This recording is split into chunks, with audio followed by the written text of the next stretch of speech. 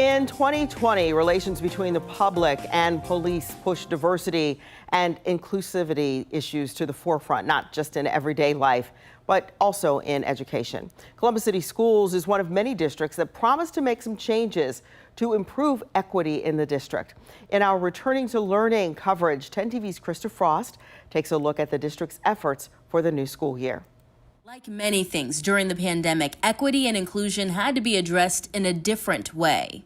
The shift went from focusing on what conversations parents can have with their children to how can parents be support systems in a digital era or digital education for the teachers and for each other. Betha Obayuwana is a parent member of Racial Equity Parent Advocate, a parent group aiming to make changes in diversity issues at Nicole Kenwood Elementary School. Though the group had to make changes last year, this fall it's back to the basics.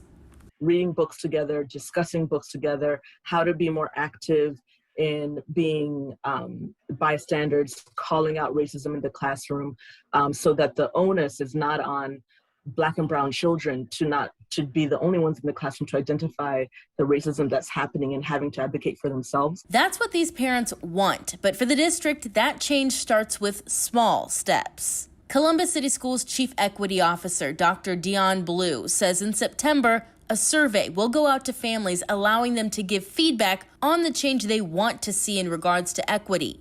Then, focus groups, and in the spring, we're going to do a separate survey that is more of an employee, employee satisfaction survey. And we also want to know what is our culture and climate like for adults, because we want to be able to attract and retain great folks, and we want to make sure that we're supporting them and that we're being equitable about how we support them.